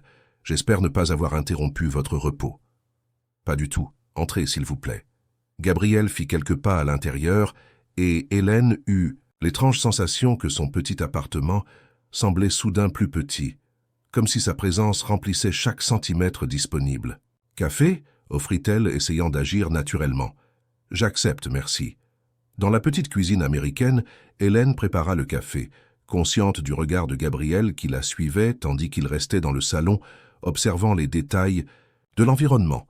Les étagères avec des livres soigneusement organisés, la photo de Céline mise en évidence, quelques plantes bien entretenues près de la fenêtre. « Votre appartement vous ressemble », commenta-t-il, acceptant la tasse qu'Hélène lui offrait. Organisé, chaleureux, sans excès. Elle n'était pas sûre que ce fût un compliment, mais elle décida de l'interpréter comme tel. « Vous avez mentionné d'importants développements », rappela-t-elle, indiquant le canapé pour qu'il s'assoie. Gabriel hocha la tête, son visage devenant plus sérieux. Le conseil d'administration de l'Aurore a passé la nuit en réunion. Maurice Dubois a été temporairement suspendu pendant qu'un audit externe enquête sur les incohérences que vous avez signalées. C'était attendu, dit Hélène. Oui, mais il y a plus. Pendant l'interrogatoire, Maurice a fini par révéler qu'il n'agissait pas seul. D'autres étaient impliqués dans le stratagème, y compris 2 membres du conseil d'administration. Hélène écarquilla les yeux. Mon Dieu, la situation est encore pire que nous l'imaginions. Et plus complexe, ajouta Gabriel. Apparemment, il y avait un plan pour, après l'annulation de la fusion avec le groupe Horizon, vendre les actifs dévalorisés à une entreprise appelée Nouvelle Urbaine Projet. Je n'en ai jamais entendu parler, parce qu'elle n'a été enregistrée qu'il y a 3 mois. Une enquête rapide a révélé que ces véritables propriétaires sont des parents et des prête-noms de Maurice et des conseillers impliqués. Hélène secoua la tête, incrédule devant l'ampleur de la fraude. Et maintenant, qu'advient-il de l'Aurore? Des employés? La question resta en suspens quelques instants. Gabriel posa sa tasse sur la table basse et se tourna pour la regarder directement. C'est de cela que je suis venu parler. Le président de l'Aurore m'a appelé à 5 heures du matin. Avec la crise installée et la crédibilité de l'entreprise ébranlée, il craint que la compagnie ne survive pas en tant qu'entité indépendante. Il a proposé d'accélérer le processus de fusion selon des termes révisés. Révisés comment? Car au départ, la proposition du groupe Horizon impliquait de ne maintenir que 60% de l'effectif après la fusion. Maintenant, j'envisage un modèle différent qui préserverait pratiquement tous les postes de travail en les réorganisant au sein de la nouvelle structure corporative. Hélène étudia le visage de Gabriel, essayant de déchiffrer ce qui se cachait derrière ce changement de plan. Qu'est-ce qui a changé? Pourquoi préserver des emplois qui auraient été supprimés auparavant? Gabriel soutint son regard un instant avant de répondre. Vous avez changé ma perspective, Hélène. Votre défense passionnée du capital humain de l'Aurore lors du dîner avec les investisseurs m'a fait reconsidérer mon approche. Et découvrir la fraude sans faire tomber l'entreprise dans le processus m'a fait réaliser qu'il y a une valeur réelle à préserver là-bas. Hélène sentit une vague d'émotion en entendant ces mots. L'idée qu'elle avait influencé Gabriel Moreau, l'homme que les journaux décrivaient comme inflexible et impitoyable, à reconsidérer. Une décision importante était à la fois effrayante et gratifiante. « C'est inattendu », réussit-elle à dire. Un bref sourire illumina le visage généralement sérieux de Gabriel. « Vous découvrirez que je suis capable de bien des choses inattendues. » Hélène, le ton de sa voix plus doux que d'habitude, envoya un frisson le long de son échine. Pendant un instant, ils se regardèrent, un courant de tension presque palpable entre eux. Ce fut Hélène qui brisa finalement le silence. « Alors, que se passe-t-il ensuite » Gabriel se pencha en arrière sur le canapé. Dans les prochains jours, une équipe d'audit indépendante prendra temporairement le contrôle de l'Aurore. Le conseil sera partiellement reconstitué. Et ensuite, si tout se passe comme prévu, la fusion sera conclue à des termes qui bénéficieront aux deux entreprises. Et moi, demanda Hélène, surprise par sa propre audace. Où est ma place dans tout cela? Gabriel se pencha en avant, réduisant la distance entre eux. Cela dépend entièrement de vous, Hélène. Votre travail original à l'Aurore sera garanti, si vous souhaitez y retourner. Mais il y a aussi une place pour vous au groupe Horizon, si vous préférez. Un poste plus adapté à vos compétences et à votre intelligence. Hélène sentit le poids de cette offre. C'était une opportunité qu'elle n'aurait jamais imaginée une semaine auparavant. Une promotion significative, un salaire probablement bien supérieur, un changement complet de trajectoire professionnelle. « J'ai besoin de réfléchir », dit-elle finalement. Tout cela est arrivé si vite. Je comprends parfaitement. Il n'y a pas de hâte à décider. Gabriel regarda discrètement sa montre. Malheureusement, j'ai une vidéoconférence dans 40 minutes que je ne peux pas reporter. Mais il y a autre chose que je veux discuter avec vous avant de partir. Il sortit une enveloppe de la poche intérieure de sa chemise et la tendit à Hélène. Qu'est-ce que c'est? Ouvrez. Avec des doigts légèrement tremblants, Hélène ouvrit l'enveloppe. À l'intérieur, elle trouva un document officiel avec un cachet de notaire et agrafé à celui-ci une vieille photo. Ses yeux s'écarquillèrent en reconnaissant l'image. Sa mère jeune, bras dessus, bras dessous, avec un homme qu'Hélène n'avait jamais vu auparavant, devant une petite maison. « Je ne comprends pas », murmura-t-elle, confuse. « Ce document est l'acte de propriété d'une maison à Saint-Denis », expliqua Gabriel. « La maison où votre mère a vécu quelques années, avant de déménager à Paris. Comment avez-vous obtenu cela? Et pourquoi ?» Gabriel s'approcha davantage, sa voix prenant un ton différent, plus doux, presque intime. Quand j'ai découvert que Céline était décédée, j'ai commencé à enquêter sur son passé, essayant de comprendre ce qui lui était arrivé au fil des ans. J'ai découvert qu'elle avait perdu cette maison lors d'un procès injuste, lié à des dettes laissées par son ex-mari, votre père. Hélène sentit un nœud dans la gorge. Sa mère parlait rarement du passé et n'avait jamais mentionné une maison perdue. J'ai acheté la propriété récemment, continua Gabriel. Elle était abandonnée depuis des années.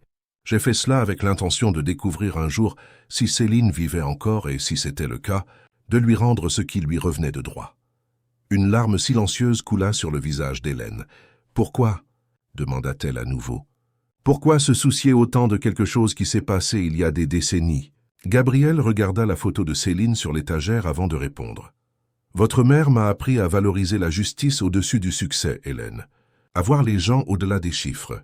Ce fut le cadeau le plus précieux que quelqu'un m'ait jamais fait, et je n'ai jamais eu l'occasion de la remercier comme il se doit. » Il fit une pause, comme s'il choisissait soigneusement les mots suivants. « La maison est maintenant à votre nom. C'est une petite compensation pour ce que votre mère a fait pour moi, et pour ce que vous avez fait ces derniers jours, en risquant votre carrière pour exposer la vérité. » Hélène regarda du document à Gabriel, stupéfaite par le geste inattendu. « Je ne peux pas accepter une chose pareille, » dit-elle finalement. « C'est trop.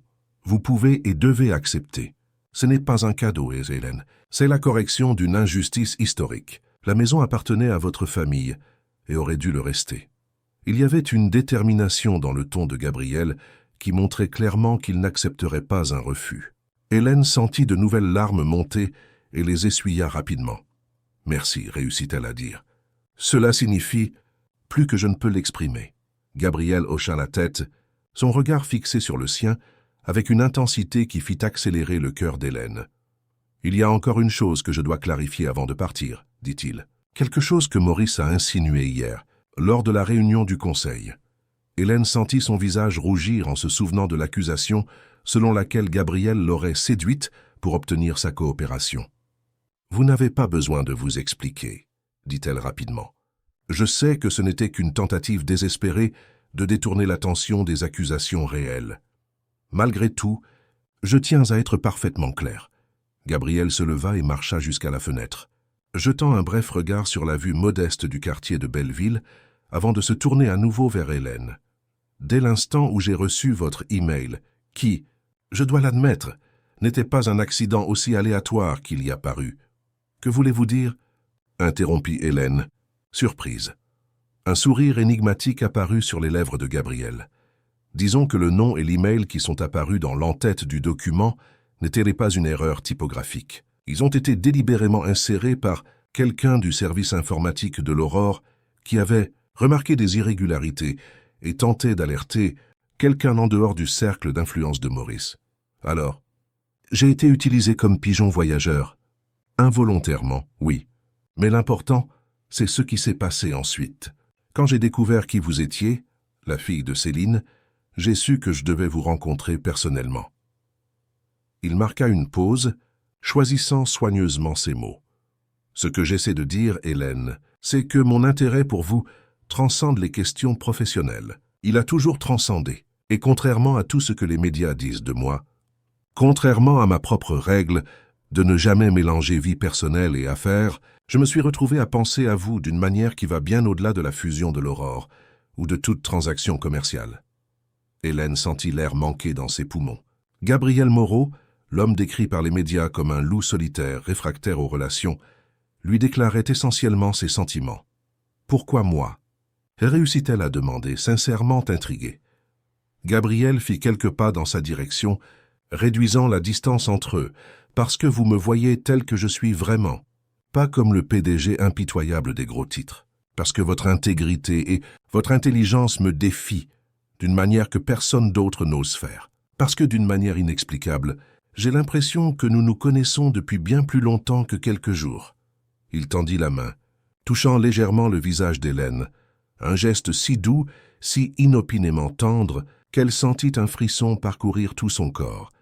Je vous dis tout cela maintenant, parce que je ne veux pas qu'il y ait de malentendus entre nous. Toute décision professionnelle que vous prendrez, retourner à l'Aurore ou accepter un poste au groupe Horizon, sera respectée, indépendamment de ce qui se passera entre nous sur un plan personnel.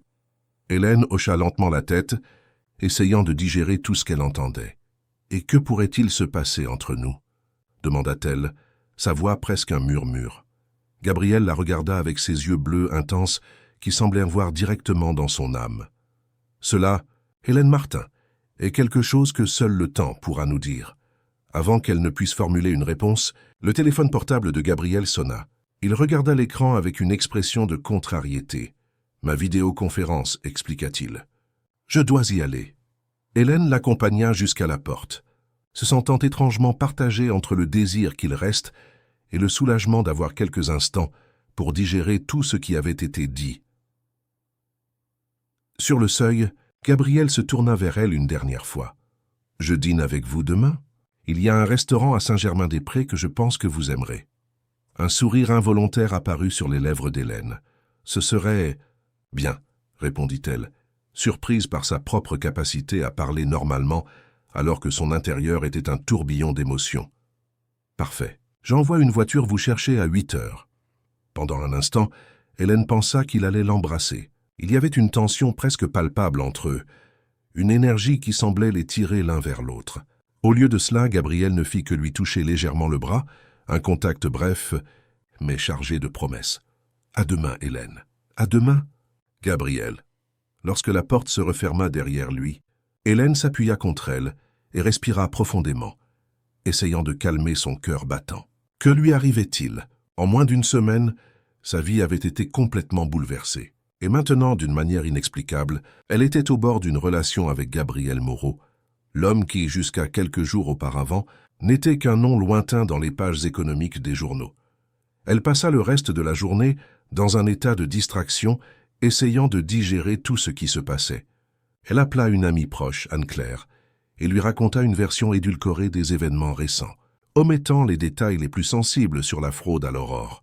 « Laisse-moi voir si j'ai bien compris », dit Anne-Claire après avoir écouté le récit. « Tu as envoyé un email par erreur au PDG de l'un des plus grands groupes financiers du pays. Tu as été appelé à travailler directement avec lui, et maintenant, il te courtise pratiquement. »« Ce n'est pas tout à fait ça, » protesta Hélène, même si elle savait que, d'une certaine manière, c'était exactement ça. « Mon ami, ça ressemble à un scénario de série télévisée. Qu'est-ce que tu vas faire ?» C'était la question qu'Hélène se posait depuis des heures. « Je ne sais pas, Anne-Claire. Une partie de moi est complètement enchantée. Je ne vais pas le nier. Il est impressionnant, d'une manière qui va au-delà du pouvoir et de l'argent. Il y a une profondeur en lui, une complexité que les gens ne voient pas. Mais nos mondes sont complètement différents. Il vit dans une réalité que je peux à peine imaginer. Et il y a toute cette histoire avec ma mère qui complique encore plus les choses. Et s'il ne faisait que projeter sur elle une sorte de gratitude ou de dette du passé? Anne-Claire soupira de l'autre côté de la ligne. Hélène, tu as toujours été la rationnelle du groupe, celle qui analyse tous les angles avant de prendre une décision. Mais certaines choses dans la vie ne peuvent pas être entièrement rationalisées. Peut-être, devrais-tu simplement te permettre de vivre cette expérience et de voir où elle te mène. Après avoir raccroché, Hélène décida de se promener dans le quartier pour éclaircir ses idées. La journée était étonnamment agréable pour un automne à Paris. Ciel clair, température douce, une légère brise qui semblait porter des promesses de nouveaux départs. Elle marcha jusqu'à un petit parc voisin où elle allait souvent avec sa mère. Assise sur un banc, observant les enfants jouer et les personnes âgées jouer au domino, Hélène essaya d'imaginer ce que Céline dirait de tout cela. « Suis ton cœur, mais emmène ton cerveau avec toi », était l'un des conseils préférés de sa mère. Et n'aie jamais peur de recommencer autant de fois que nécessaire. Recommencement. C'était ce qui se présentait à elle maintenant. La possibilité d'une nouvelle phase professionnelle, peut-être même d'une nouvelle vie personnelle. L'idée était à la fois terrifiante et excitante. Le lendemain, Hélène se réveilla avec une clarté qu'elle n'avait pas ressentie depuis des jours. Elle avait pris quelques décisions. Premièrement, elle accepterait l'offre d'emploi au groupe Horizon. Mais à une condition, elle voulait diriger un projet spécifique pour assurer une transition en douceur des employés de l'Aurore après la fusion, minimisant les licenciements et réaffectant les personnes en fonction de leurs compétences et de leur potentiel, et non pas seulement de chiffres froids sur une feuille de calcul. Deuxième décision, elle se donnerait une chance à elle et à Gabriel. Elle ne se plongerait pas tête baissée dans une relation, mais permettrait au lien entre eux de se développer naturellement, sans pression ni attente précipitée. Elle passa la journée à organiser son appartement et, en milieu d'après-midi, décida de se rendre dans un salon de beauté, chose qu'elle faisait rarement. Elle opta pour un simple soin capillaire et un maquillage léger, rien de trop spectaculaire. Elle voulait se sentir bien dans sa peau, pas se transformer en quelqu'un d'autre. À 8 heures précises, l'interphone sonna. La voiture de Gabriel était arrivée. Hélène jeta un dernier coup d'œil dans le miroir. La robe vert émeraude qu'elle avait choisie était élégante sans être excessive, rehaussant ses yeux noisettes et complétant son teint. Au restaurant, un endroit discret, élégant, avec un éclairage tamisé et une musique d'ambiance presque imperceptible. Gabriel l'attendait à une table réservée. En la voyant, il se leva immédiatement, ses yeux la parcourant avec une appréciation qui fit légèrement rougir Hélène. « Vous êtes resplendissante », dit-il simplement, lui tirant la chaise pour qu'elle s'assoie. « Merci », répondit Hélène, notant que Gabriel s'était également apprêté. Le costume sombre parfaitement coupé mettait en valeur sa silhouette athlétique. Et il y avait quelque chose de différent dans son regard ce soir, une douceur qu'il se permettait rarement de montrer en public. Après que les commandes eurent été passées, Gabriel leva sa coupe de vin dans un toast silencieux. Hélène rendit le geste, sentant une chaleur agréable se répandre dans son corps lorsque leurs regards se croisèrent au-dessus des coupes. « J'ai des nouvelles », dit Gabriel après la première gorgée. Le conseil d'administration de l'Aurore a voté à l'unanimité en faveur de la fusion selon les nouveaux termes. Et Maurice Dubois et les autres impliqués dans le stratagème font l'objet d'une enquête officielle. « C'est une bonne chose », répondit Hélène. « J'espère que justice sera faite. Elle le sera. Je m'en assurerai personnellement. » Il y avait une détermination dans sa voix qui rappela à Hélène le pouvoir qu'il détenait réellement, quelque chose que, ces derniers jours de plus grande proximité, elle avait presque oublié. « J'ai aussi pris quelques décisions, » dit-elle après un moment. « Concernant le travail. » Gabriel la regarda avec un intérêt sincère. « J'écoute. » « J'aimerais accepter l'offre au groupe Horizon, mais avec une proposition spécifique. Je veux diriger un projet de transition pour les employés de l'Aurore après la fusion, non seulement pour minimiser les licenciements, mais pour identifier les talents qui pourront être mieux utilisés dans la nouvelle structure. » Un lent sourire se forma sur les lèvres de Gabriel. « Exactement le genre d'initiative que j'attendais de vous, Hélène. Considérez cela comme approuvé. Vous aurez une autonomie totale et les ressources nécessaires.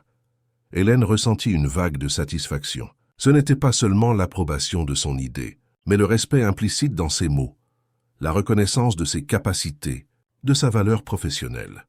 Le dîner se poursuivit dans une atmosphère agréable, avec des conversations qui passaient naturellement, de sujets professionnels à des sujets personnels. Hélène en apprit davantage sur l'enfance difficile de Gabriel, sur la façon dont il avait construit son empire, pratiquement à partir de rien, affrontant les préjugés et les portes fermées en raison de ses origines modestes. En retour, elle partagea des histoires de son propre parcours, les sacrifices de sa mère pour lui donner une éducation, ses rêves d'avenir, ses petites victoires quotidiennes. À un moment donné, Gabriel tendit la main sur la table, touchant légèrement celle d'Hélène. Ce fut un geste simple, presque désinvolte, mais chargé de sens. Un pont se construisait entre deux mondes qui, jusqu'à quelques jours auparavant, semblaient irréconciliablement éloignés. « Savez-vous ce qui m'impressionne le plus chez vous, Hélène ?» demanda-t-il, ses yeux bleus reflétant la douce lumière des bougies, votre authenticité. Dans un monde où la plupart des gens portent des masques, vous restez véritablement vous-même. Hélène sentit son cœur s'accélérer devant la sincérité de ses mots. Peut-être parce que je n'ai jamais eu à prouver quoi que ce soit à personne. D'autres qu'à moi-même, répondit-elle. Ma mère m'a appris que la véritable valeur d'une personne réside dans ce qu'elle est, pas dans ce qu'elle possède ou ce qu'elle semble être. Céline était une femme sage. Oui, elle l'était. Hélène marqua une pause, rassemblant son courage pour la question qui lui trottait dans la tête. Gabriel, soyez honnête avec moi. Ce qui se passe entre nous, a-t-il un rapport avec elle? Avec un sentiment de dette ou de gratitude du passé, Gabriel l'étudia un long moment avant de répondre. Votre mère m'a enseigné des valeurs que je porte encore aujourd'hui. C'est indéniable. Et oui, je ressens une profonde gratitude pour le rôle qu'elle a joué dans ma vie. Mais ce qui se passe entre nous, Hélène, est quelque chose de complètement indépendant de cela. C'est à propos de vous, votre intelligence, votre courage, votre intégrité. Et si je peux me permettre, c'est aussi à propos d'une connexion que j'ai rarement trouvée dans ma vie. Il serra légèrement sa main. Je ne cherche pas à remplacer une dette du passé. Je suis intéressé à construire quelque chose de nouveau, quelque chose qui puisse être significatif pour nous deux, dans le présent. La sincérité de ses mots était presque palpable. Hélène sentit la dernière barrière de son cœur commencer à s'effondrer. « J'ai peur », avoua-t-elle, se surprenant elle-même par cette confession. « Peur que nos mondes soient incompatibles. Que tôt ou tard vous réalisiez que je suis juste. Trop ordinaire pour quelqu'un comme vous. » Un éclat intense apparut dans les yeux de Gabriel. « Hélène, vous êtes beaucoup de choses, mais ordinaire n'en est certainement pas une.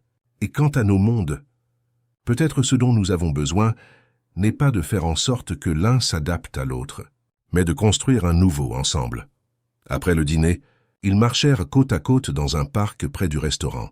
La nuit était agréable, le ciel parsemé d'étoiles, une rareté à Paris.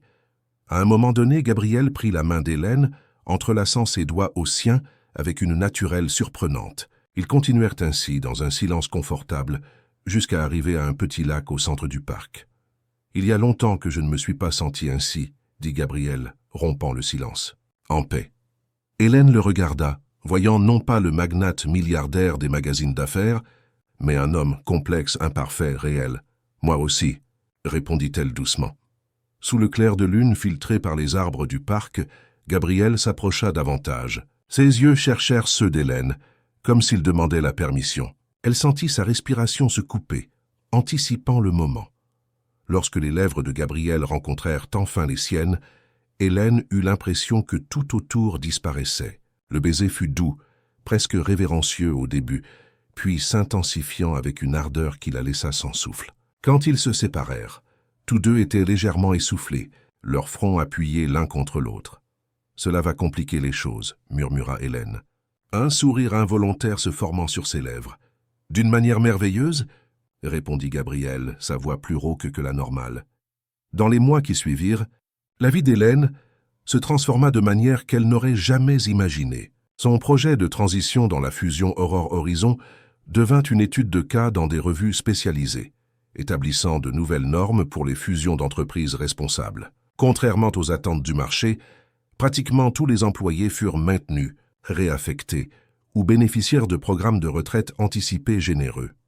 Maurice Dubois et ses complices firent face aux conséquences légales de leurs actes, avec des poursuites pénales et civiles toujours en cours.